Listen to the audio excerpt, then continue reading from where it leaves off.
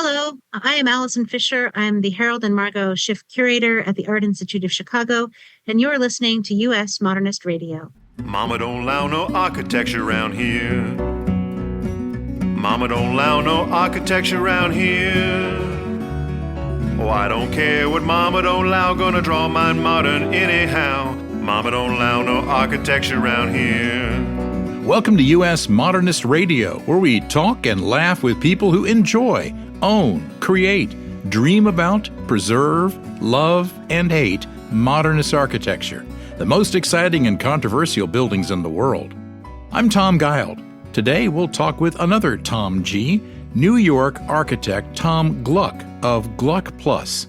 He's the son of architect Peter Gluck, and he takes us behind the scenes of projects from prefab high-rises in Manhattan to his tower house in upstate New York.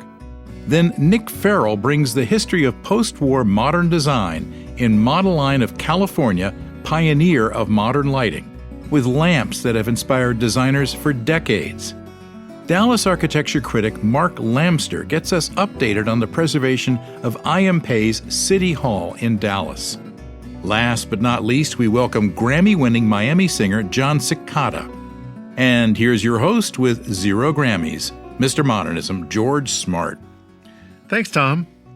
There are Emmys, Grammys, Oscars, and Tonys, the big 4 of entertainment awards. You'd think that architects would have won some of those, so let's take a look. Architect Cedric Gibbons actually designed the Oscar statue in 1929, and then won an Oscar 11 times out of 39 nominations for production design. There were a few more close calls. Production designer Judy Becker received an Oscar nomination for the 2025 film The Brutalist, as did the 2003 architecture documentary My Architect by our past podcast guest Nathaniel Kahn.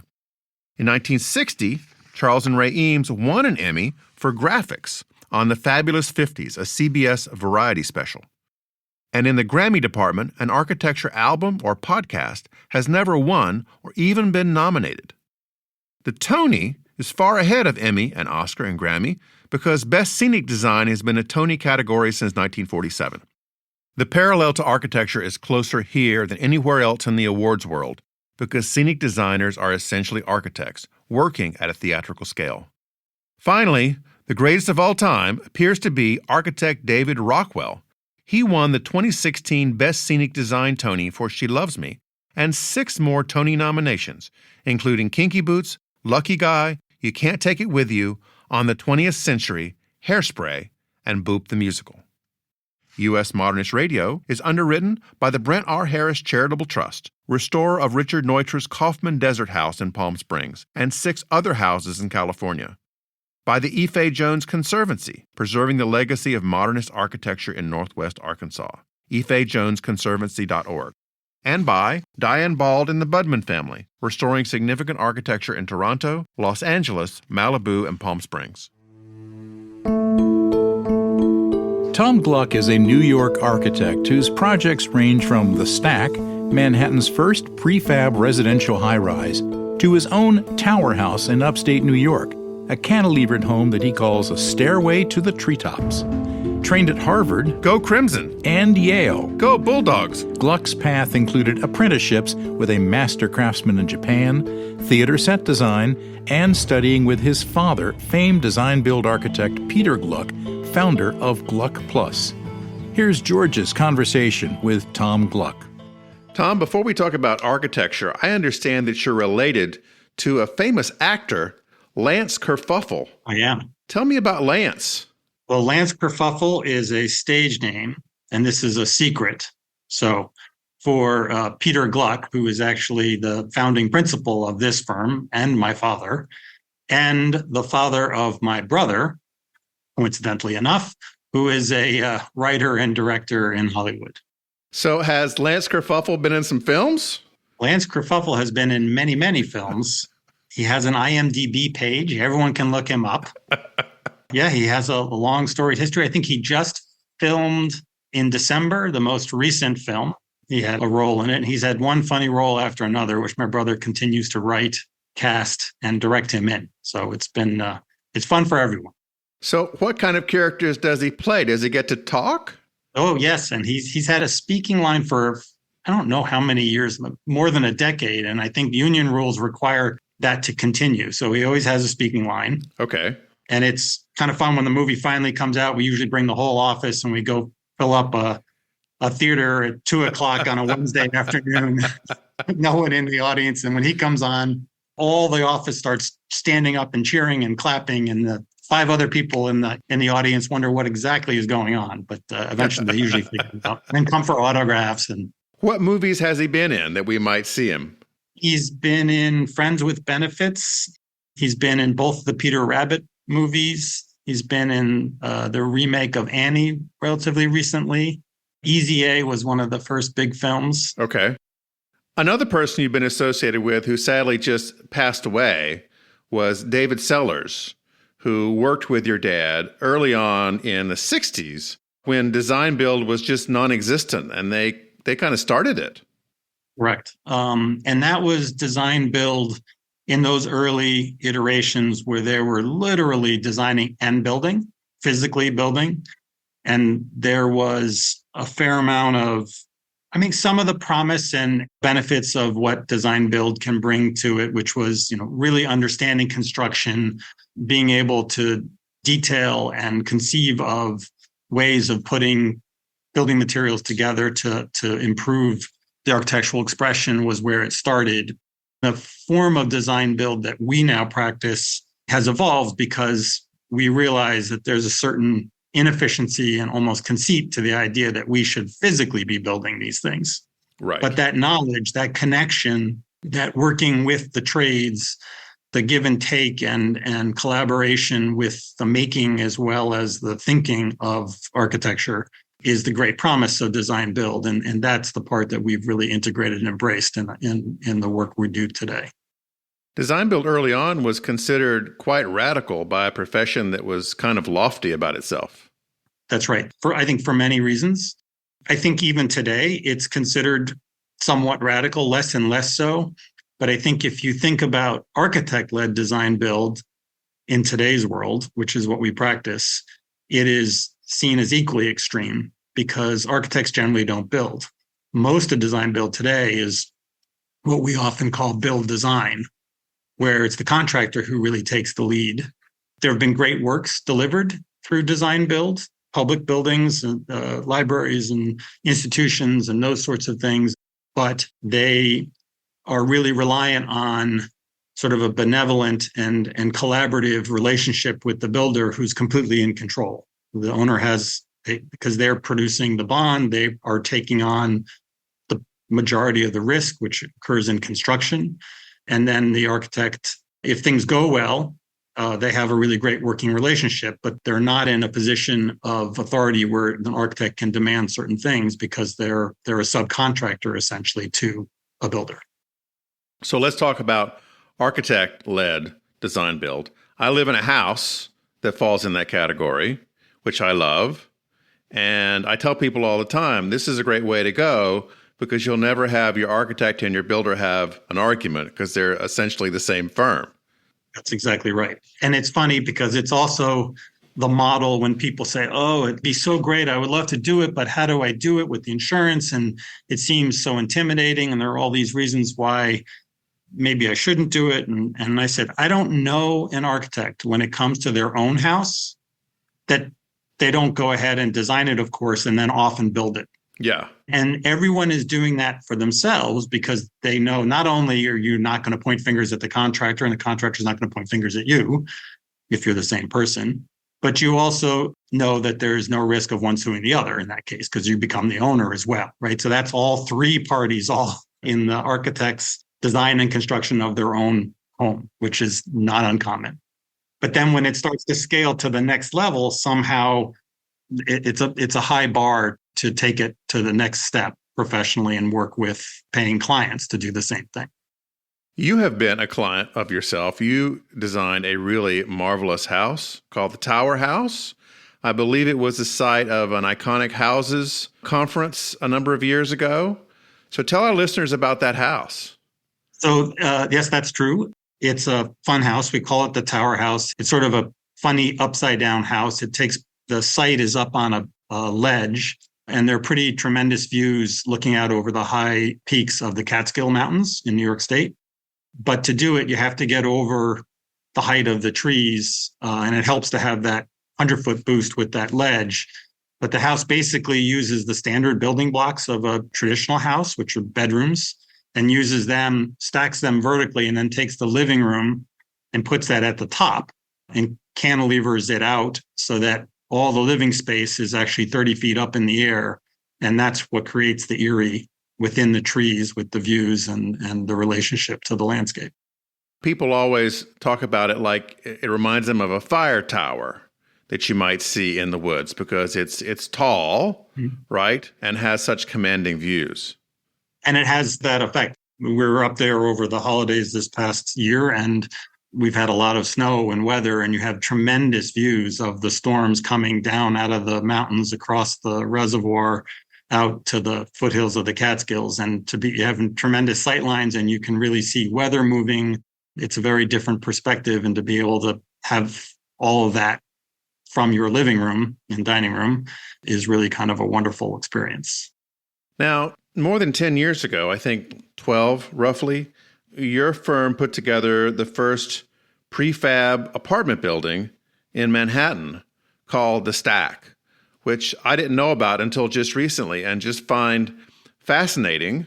The promise of modular construction, which has so much opportunity in terms of speeding construction times, higher quality of construction, not necessarily less expensive, because the building is built basically in a factory in controlled conditions.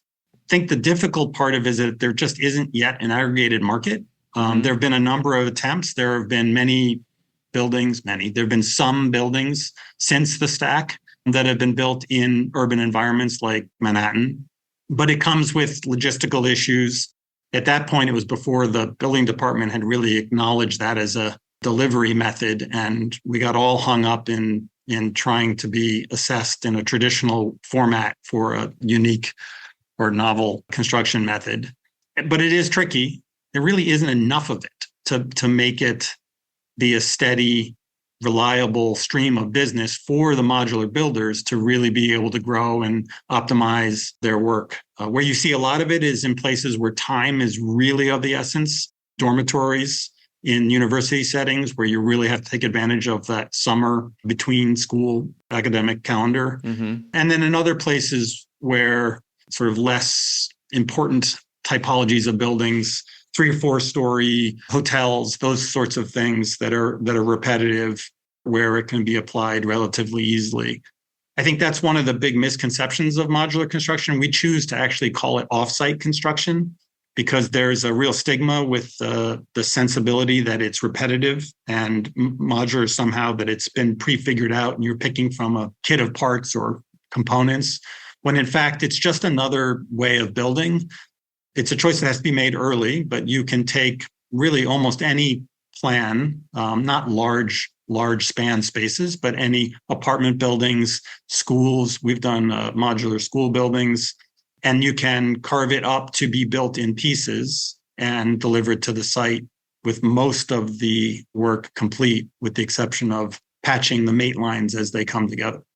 The Stack is a 7-story apartment building in the Inwood area of Manhattan, which is really beautiful. And you can go online and see photos of it, and it looks amazing.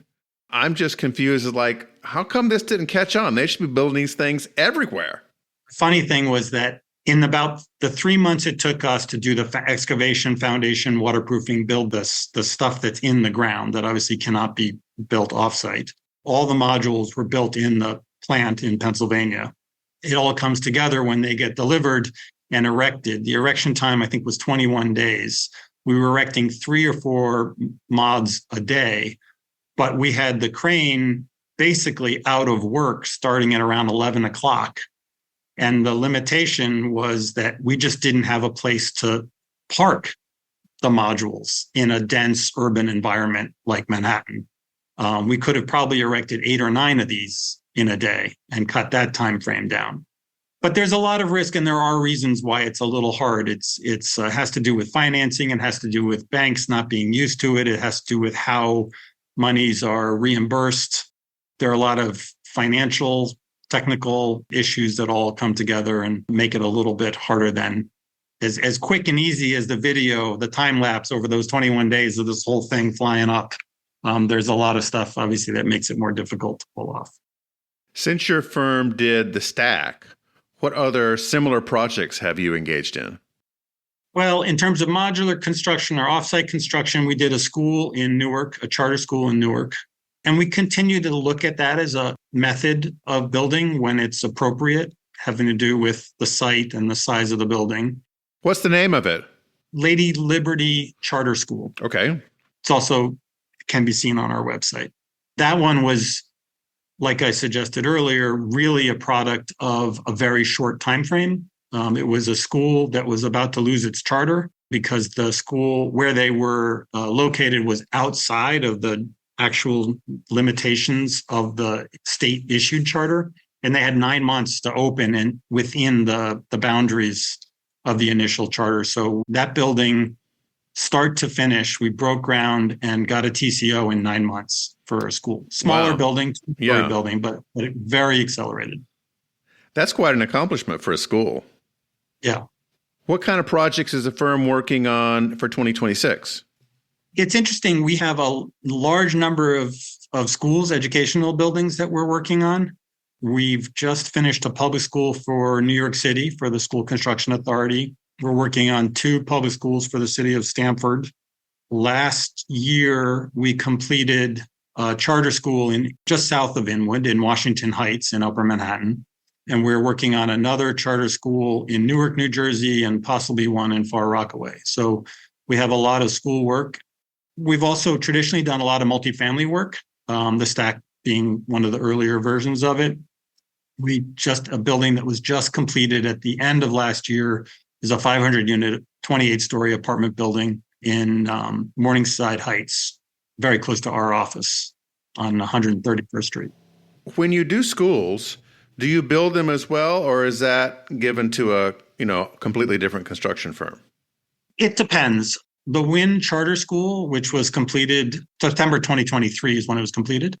That one we built. And so that's architect-led design build. There was a guaranteed maximum price. There's liquidated damages, all the real heavy stuff that architects sometimes fear getting involved with as builders. We were able to pull off on that. When we work for city agencies or in jurisdictions that are a little farther from our home base, either we can't because bonds are required or it needs to be a full union contract. There are all sorts of different reasons that we don't build things, but we have the capacity to do it. Another exciting and fun project that finished just at the end of last year was City Squash, which is a not-for-profit that runs after-school programs, uses squash as sort of their hook. This is up in the Bronx, teaches local kids to play squash starting in middle school, helps them with homework, tutors them, helps them. They all get to be incredible players because if anyone starts young, you master anything at the right age. You and I are probably beyond that point. Way beyond. And then these kids go on to get scholarships and applied and accepted at all sorts of tremendous schools all over the country. And a lot of them end up coming back to the community from which they came and contribute locally. So it's a really fantastic program, a fun architectural exercise. You have 5 squash courts. So you have these large blocks, these program blocks that are very spatial, and then a handful of classrooms to support the other part of the academic portion of their program. Fun to design and just opened to great success just at the end of the year. Now, your dad, like most architects, designed a number of houses early in his career, and the firm has continued that. I saw recently you built one in Birmingham, Alabama, right? Yep. We have one in Birmingham that is going to finish up just in the next couple of months. It's a very large project. It's much more than a house. It's really conceived of as both a primary dwelling for someone, but also for entertaining, for corporate events, for civic events, social events. So it really is a much bigger program than what you would consider a normal house. And we've done many projects like that. And we finished one in Los Angeles 2 or 3 years ago, we continue to do single family residential work. It really was the firm, and my father really kind of cut his teeth on that. And we have a real love for that work. And so we continue, and we hope to be able to continue to do that while we're working on all these different size and scales and types of other projects. And your brother's house, Will, is one that you designed. That is the one in Los Angeles for my brother. Definitely a labor of love. My father, I think, worked more on that project than most. Then, he was trying to please the director. So that's right. Now, has Lance's career branched out beyond his son? Has he gotten any commercials or any cameo appearances or any conference bookings? It seems to be pretty well restricted to the roles that my brother writes them into. I didn't know if Jimmy Kimmel was going to have him on or... Not yet. We're waiting for the phone to ring. Tom, this has been a lot of fun talking with you. Thank you so much for coming on the show. Well, thank you for having me. It's been fun. That was George's conversation with New York architect Tom Gluck. You having a lighting problem? We got a guy for that. Nick Ferrell is the lamp whisperer, whose exhaustive research into 20th century lighting developed a near psychic ability to identify a lamp's manufacturer, designer, and time period. As the owner of Aesthetic Vintage, he's handled tens of thousands of lamps, and his book is Modeline of California, Pioneer of Modern Lighting. It's the history of the Modeline Lamp Company, a mid-20th century California manufacturer that heavily influenced mid-century modern lighting. Welcome to the show, Nick. Thanks for having me. Nick, tell me about Modeline. Did it just spring up independently, or was it part of something else, an architect, a furniture line? How did it come about? No, the company sort of sprang up out of nowhere. Its founder was a guy named Bernie Roberts, who was a machinist and a political activist, and his activism got him kind of in hot water, and he wound up unemployed. And his mentor at the time was a guy named Percy Solitoy, who owned Brown Saltman Furniture. Those two had had a conversation, and Percy had explained to him that while furniture was trending increasingly modern, the lighting industry wasn't catching up. And this conversation happened in 1945. And he encouraged Bernie to start a modern lighting company, and within 6 months, Modeline was born. And where was this? Was this in L.A., San Francisco? Downtown L.A., yeah. How did he get started? Was he able to buy models from different manufacturers, or was he manufacturing them on his own? So they were a manufacturer. They had initially about a 5,000 square foot wood shop. And the idea was they wanted to make a style of lighting that coordinated with mid-century modern furniture. And this is some of what I get into with people, and they don't really realize it until I point it out. But when you think of modern furniture and modern architecture, there is quite a bit in common between those two fields. But when you think about modern lighting and modern furniture, there's very little in common with those two fields. They coordinate, but when you think of say the design of a modern dresser and the characteristics that make it fit that category, like tapered legs or minimal or hidden hardware, those are not characteristics you see in modern lighting. So the idea with developing this style was to create a style that coordinated but was not identical. So they spent about a decade trying out different approaches to that, and where they landed was sort of biomorphic minimalism that we now think of as just mid-century modern lighting. So what makes a piece of lighting equipment modern as opposed to what came before? That's a great question. And it's one that I sort of had to ask myself when I was writing this book, because if you look at a bunch of different lamps that we call mid-century modern, take like a George Nelson bubble light, for example. I think it's one of the first lamps that would come to mind when you think of a mid-century modern lamp. That or these sort of biomorphic wood table lamps.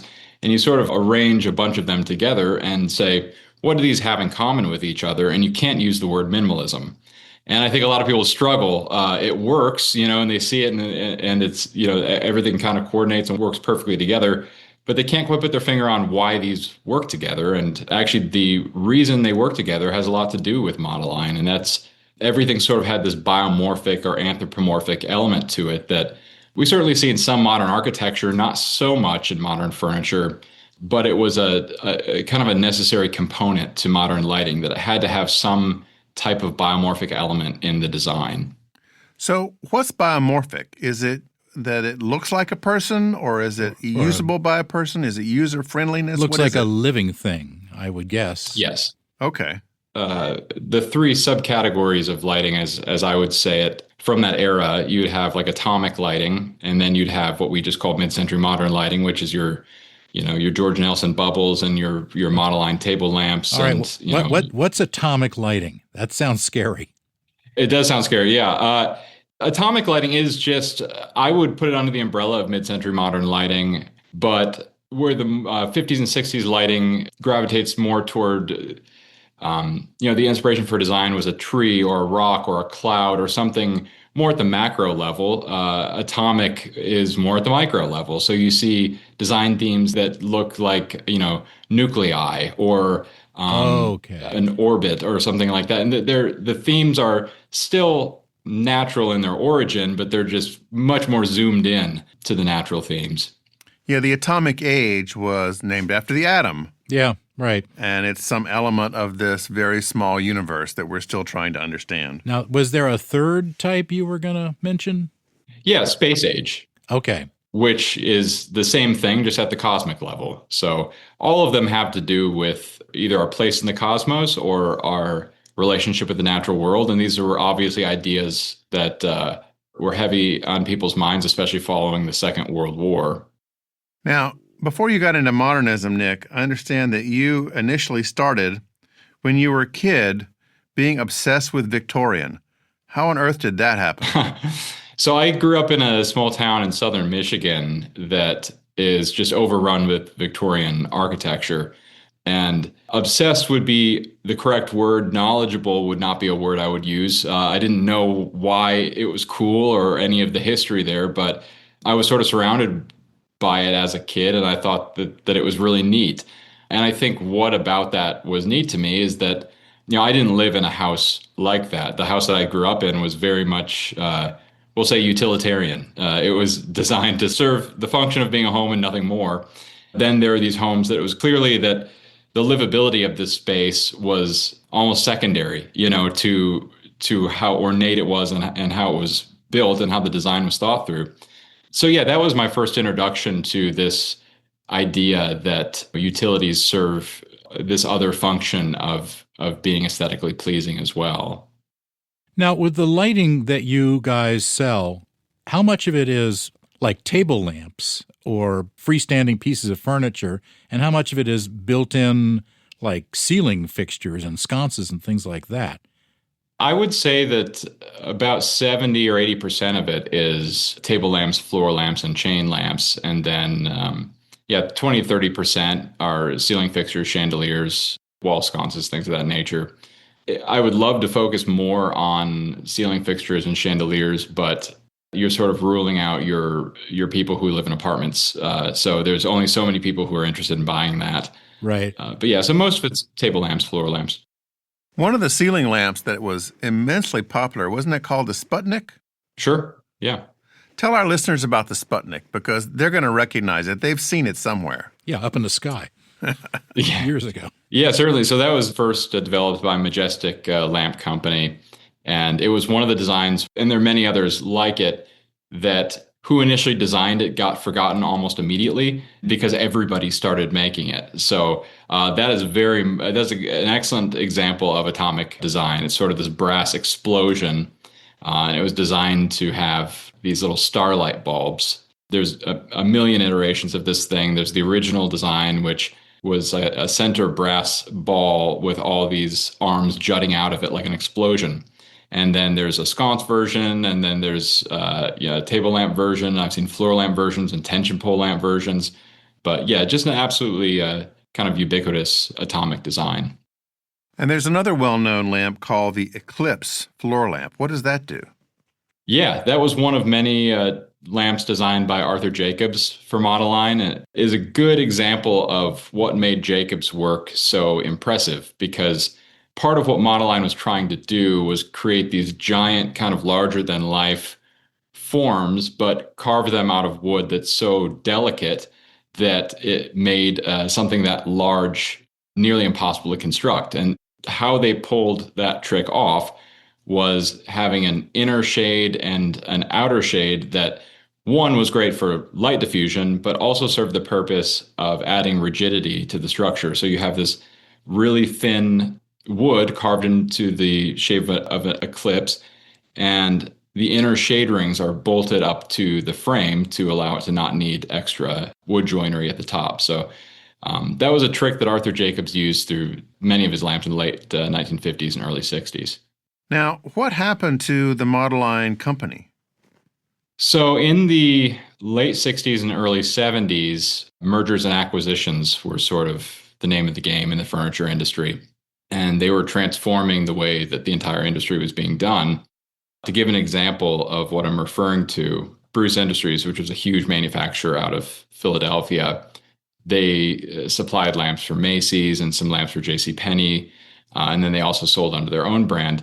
They were acquired by R.C. Cola, of all companies. Wow. And then, a number of furniture manufacturers like Ducks, Kittinger, Pennsylvania House, many more were acquired by General Mills, the cereal company. Wow.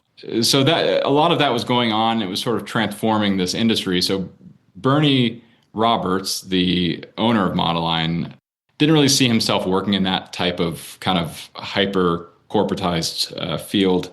So he retired and he sold the company to a man named David Fields. And David owned the company until 1981. At that point, the company had kind of fallen on hard times. And when the recession came in, it just sort of put an end to not only Modeline, but most of the modern lighting manufacturers at the time.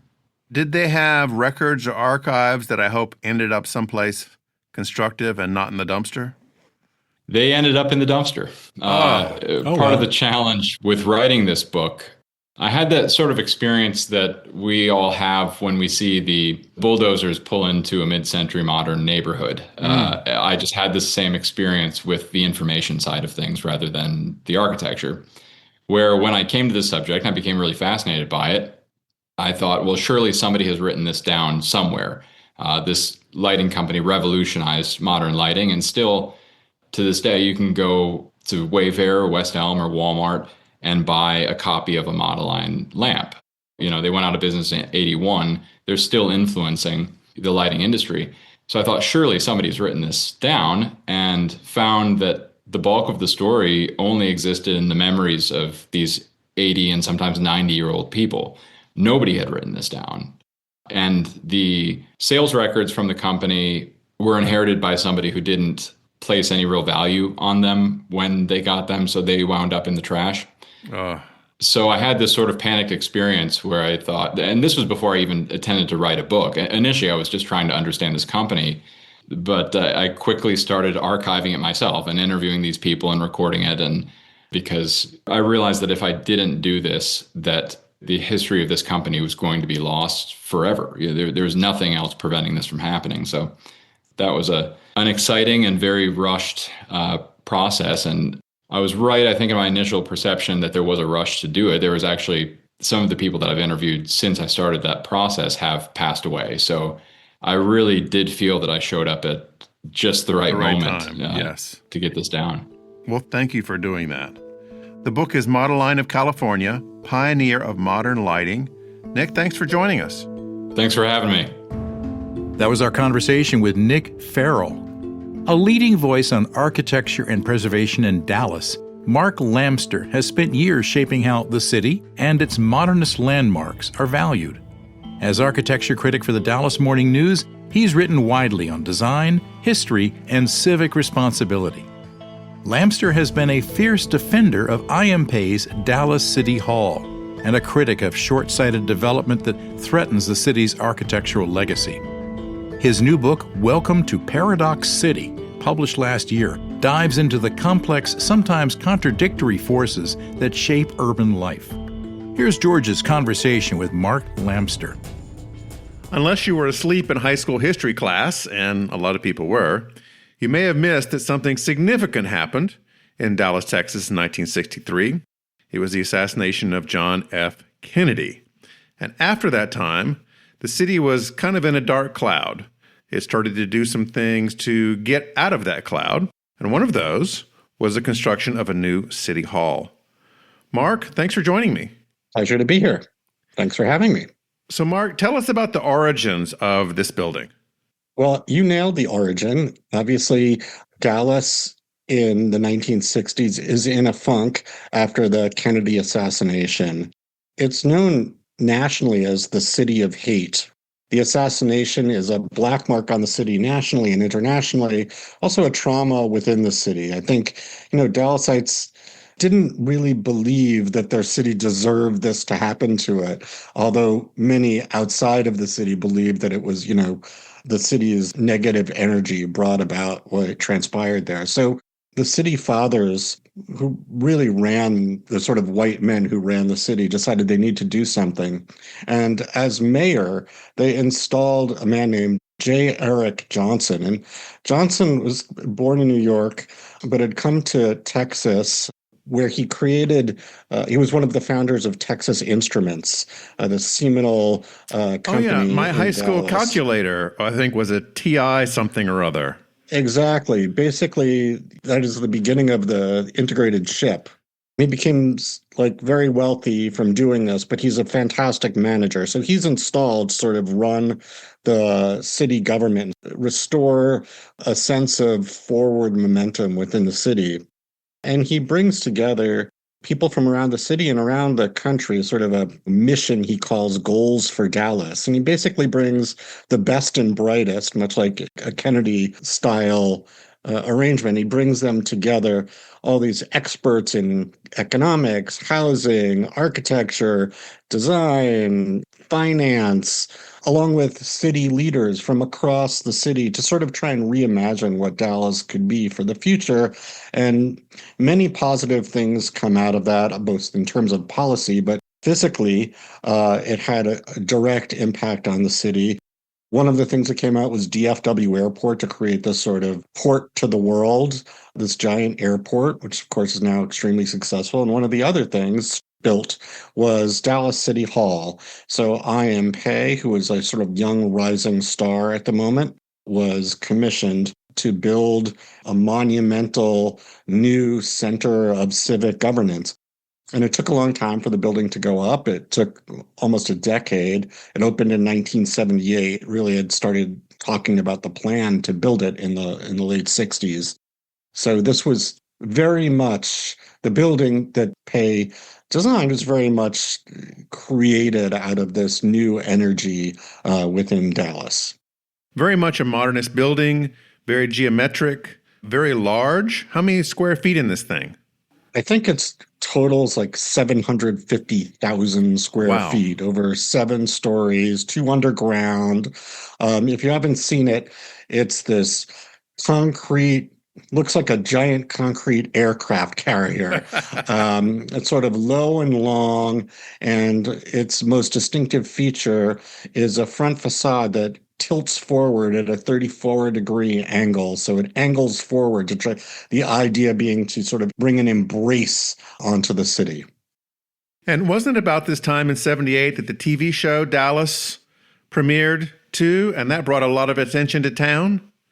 It certainly did. I think exactly in 78. So ironically, Dallas is principally known for 3 things: the assassination, which the city would like to forget, the Dallas Cowboys, who actually play in Arlington, and then Dallas, the television series, which was completely fictional and never really happened. But, you think of Dallas in this moment, it's emerging, we've got the Dallas Cowboys, who are a great team at that point, the cheerleaders, rah, rah, and, this series with that indelible theme, it's so positive, da-da, da-da, da-da, da-da. Everybody who is of a certain age knows it by heart.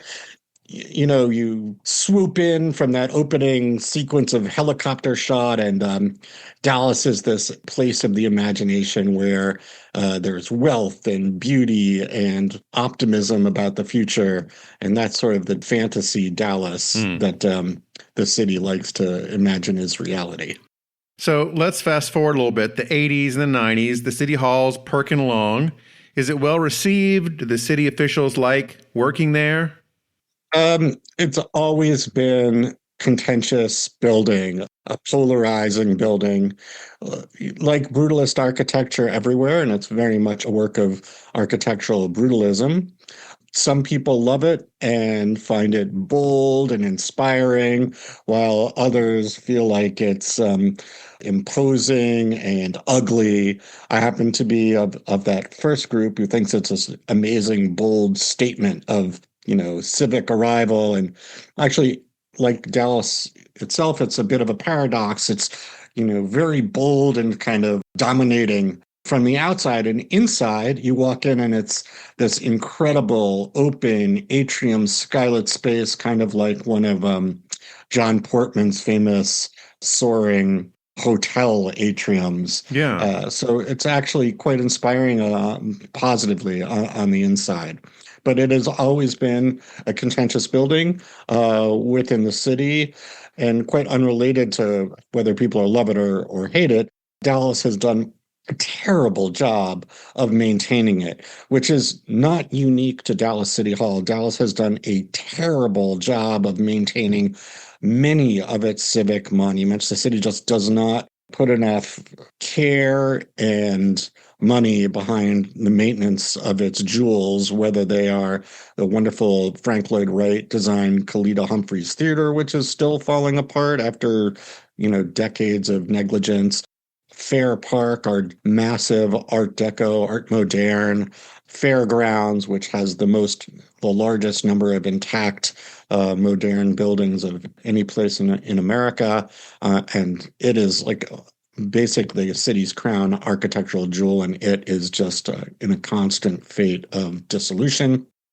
And City Hall, probably, I guess, the most egregious, or at least the most pressing current case of a building that has been allowed to deteriorate so badly that the city is now considering jettisoning it, demolishing it, and turning it into a development opportunity, which would be a terrible, terrible outcome for any number of reasons, whether they're financial, architectural, environmental, you name it. It's a terrible idea.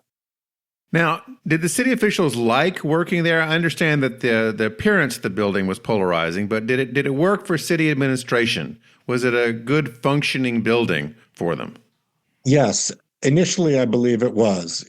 But again, it's polarizing. Some city officials didn't like working in it. But, I think especially in its first decades, it was quite beloved by city staff. It had these large open office plan where there's tons of natural light and dramatic views. Those on the downtown side of the building had these spectacular views of the city skyline. So I think there was a general consensus that this was a very special building and a pleasure to work in. As time has gone on and the maintenance and other, utilities within the building have sort of been neglected, it's become a less and less pleasant place to work. On a daily basis, although some people still love it, but others don't necessarily remember the good old days, shall we say. Now, estimates for repairing this thing have gone all over the map, and to me, at least, appear suspicious that somebody's monkeying with the numbers. Tell me about this. Well, to you and much of the city, it seems obvious that these numbers have been juiced. So part of the story here is that Dallas has a basketball team, the Dallas Mavericks, and they're owned by a billionaire family from Las Vegas who builds casinos. And they've made it quite evident that they want to build a new arena downtown. Their lease at the current arena they play in, which is in a different area of downtown, ends in 31. So they want to build, well, they probably can't build a casino in Dallas because Texas still bans casinos, but they could build, a resort entertainment district, which is, quite similar. And they want to do this clearly downtown. So the city has sort of seen this as an opportunity to keep the Mavericks and get rid of the City Hall building that some people don't care for. And so Not surprisingly, the initial repair estimates that, 2 years ago were at about $35 million in back maintenance. They went up to 150 million, then 350 million, and now the city study says $1 billion. But that's projecting costs to remain in the building over 20 years and including moving the entire city staff out to rebuild it for 5 years. And it includes financing charges.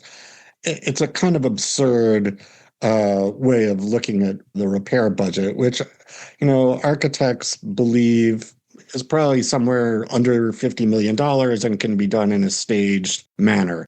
So there's very much a sense in the city, and even among some city council members who will essentially decide what happens, that these numbers are inflated in order to convince people to abandon the building.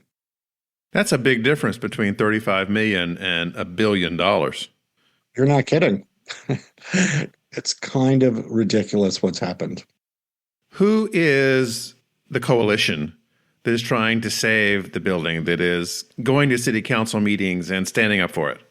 There are a whole bunch of organizations that are working to try and save the building. The architecture community is entirely, I think, against the demolition. So we have the AIA, the local American Institute of Architects, is working with Docomomo, the Modernist preservation organization, Preservation Dallas, the city's leading preservation organization, and a whole group of other organizations, neighborhood groups that are pushing to save the building. And they've engendered a huge amount of public support for saving it. So in the most recent city council hearings, some 90 people spoke in favor of saving the building and only 20 for demolishing it. So that must have been a long meeting.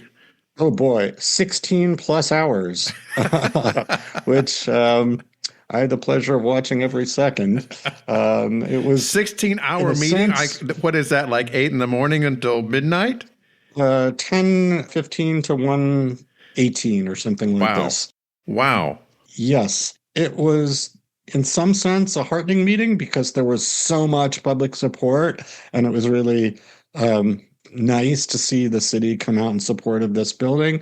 On the other hand, we have our city council making decisions, trying to make fast track decisions in meetings that last 16 hours, and there hadn't been any public input before that. It's kind of a demonstration of the city's poor decision-making process, as sort of a product of an entire way of thinking about planning and governance that is deeply, deeply problematic. So, Dallas, downtown. Let's say that it takes $100 million to fix it up. We'll triple the initial budget. So where else could they put the Mavericks? What are the alternatives for that kind of sports facility? Well, one of the things that's fascinating and frustrating about this conversation is that right next door to City Hall, the city is currently demolishing and rebuilding its current Civic Convention Center. And as part of that reconstruction of the convention center, it is reorienting. It's like building an entirely new convention center, but it's reorienting the convention center. And that reorientation opens up more than 30 acres of vacant land right next to City Hall. And that is more than enough for an arena downtown, if you wanted to have an arena in this section of downtown. But there are, of course, plenty of other places that an arena could go. There's the site of the city's first major basketball arena, Reunion Arena, which is now 2 arenas ago. That's in the downtown area. It could move up to a big area where a mall was recently demolished called Valley View that is enormous and sort of waiting for something to happen in that location.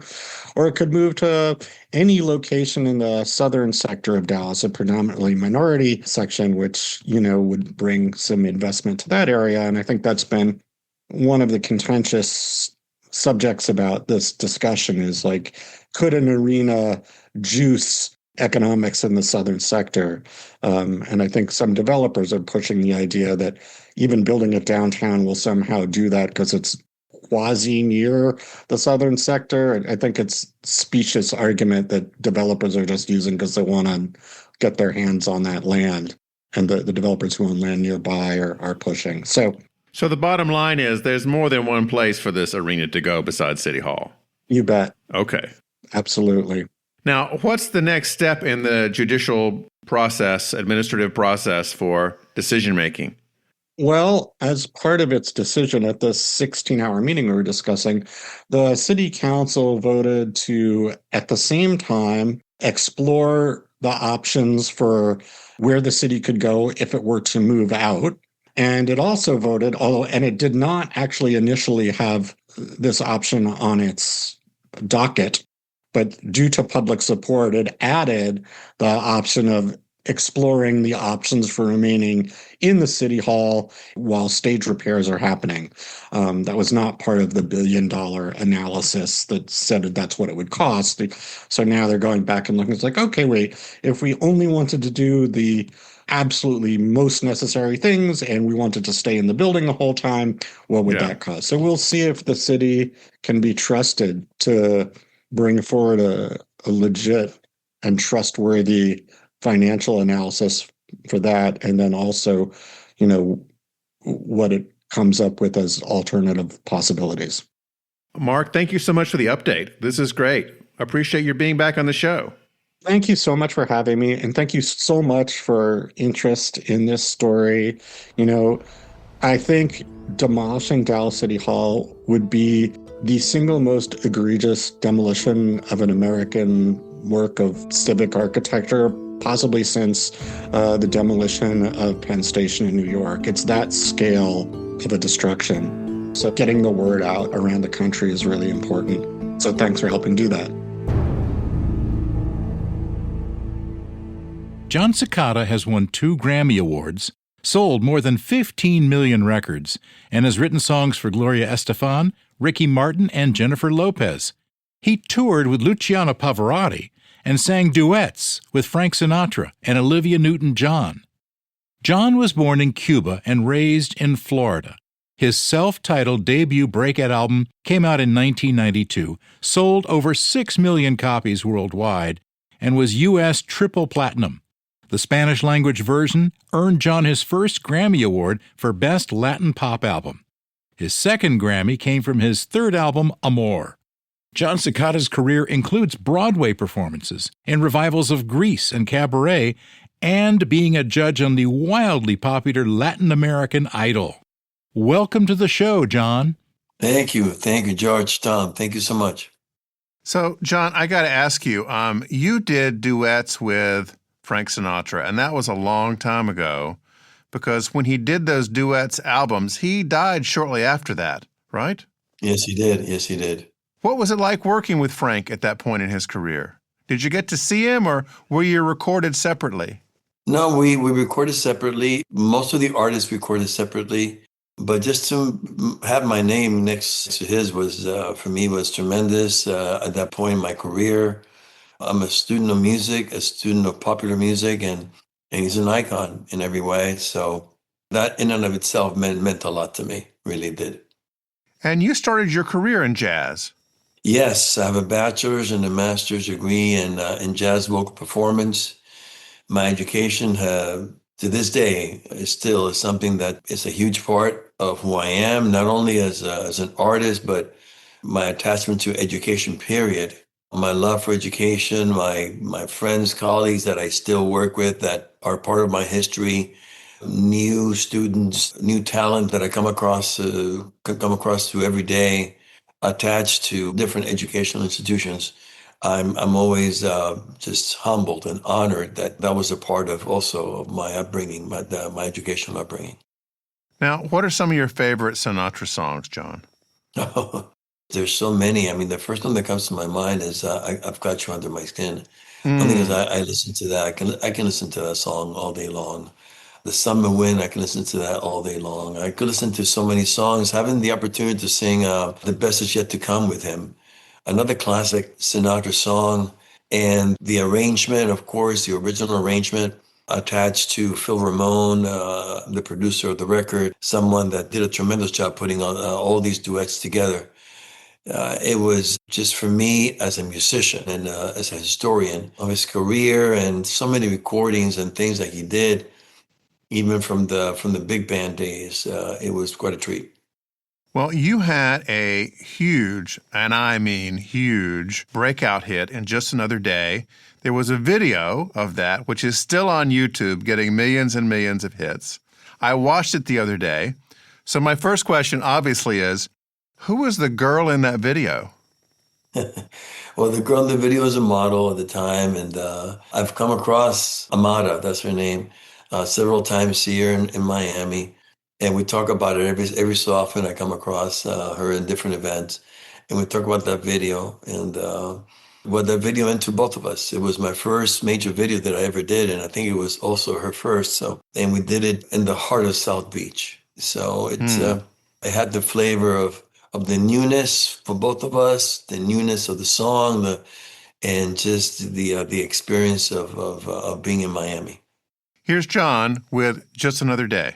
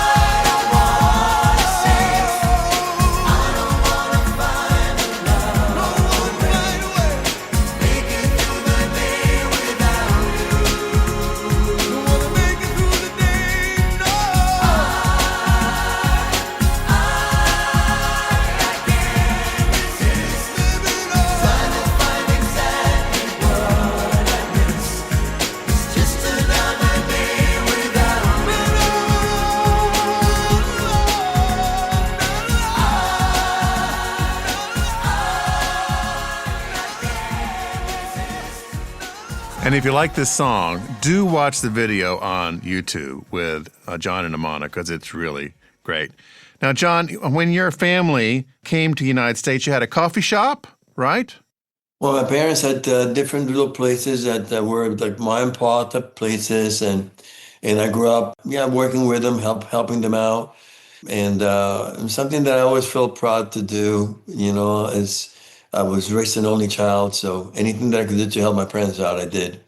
So, what's the secret of a good cup of coffee? Well, when you have Cuban coffee, Yeah. which is a form of espresso, but it's mixed in with sugar in it. So it's just the right mix of how you compress the grind of the bean, right? And attached to the kind of the strength of the cup of coffee itself, combined with how much sugar you put in it. Well, see, that's where the magic is. Ah. And so when you taste it, you're just getting that sense of espresso, a very strong espresso, but as well as a taste of sugar in it. So how many of those can you have a day? No, listen, no, hey, no, come on now. I'm at an age that that's only a morning treat. Yeah. That's it. Yeah. I understand that. Our research team discovered that somewhere along the way, you did a Spanish version of Mr. Rogers' Won't You Be My Neighbor? Yes, I did. And that Was that just for an album or for something else? a production company that was paying homage to his career.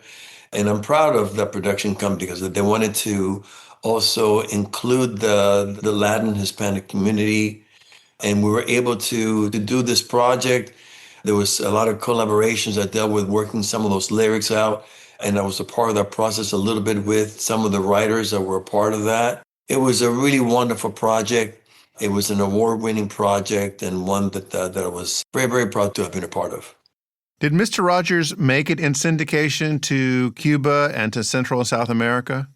Everything that I know attached to my childhood and any attachment to entertainment, really, it all happened here in the States. Okay. I don't have any recollection of Cuba from that standpoint. Maybe a little bit musically when I lived in Spain for a few months, and maybe in Costa Rica for a few months, but nothing that reflects the time that I spent in Cuba. How old were you when you came to the States?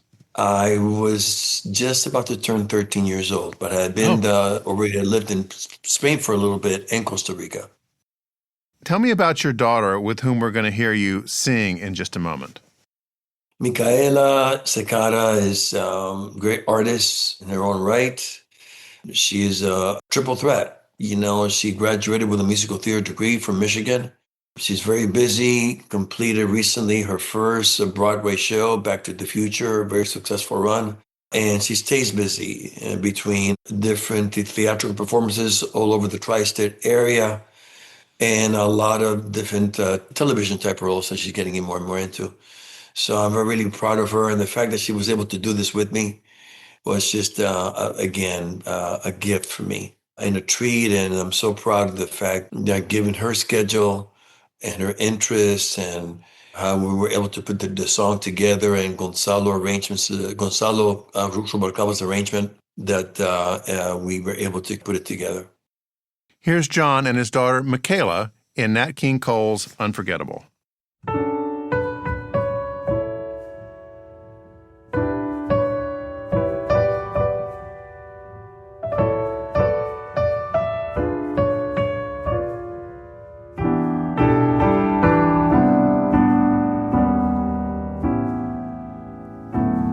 Unforgettable, that's what you are.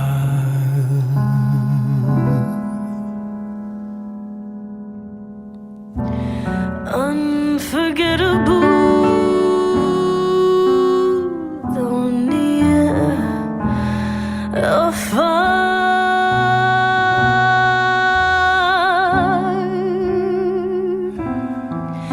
Like a song of love that clings to me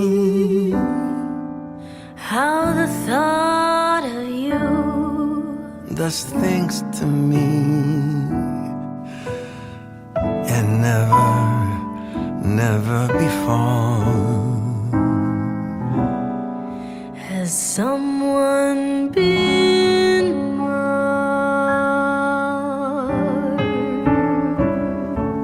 Unforgettable in every way. In every way. And forevermore. That's how you'll stay. That's how you'll stay.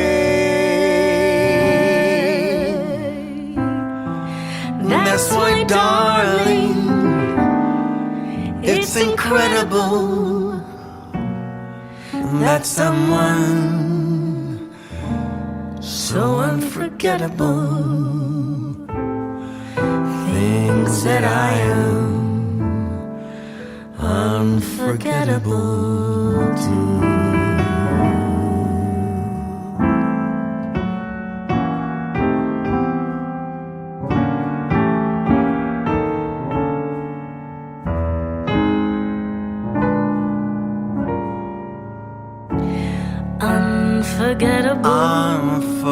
Unforgettable in every way. In every way. And forevermore. And forevermore. That's how you'll stay. That's how you'll stay. That's why, darling, it's incredible that someone so unforgettable thinks that I am unforgettable too.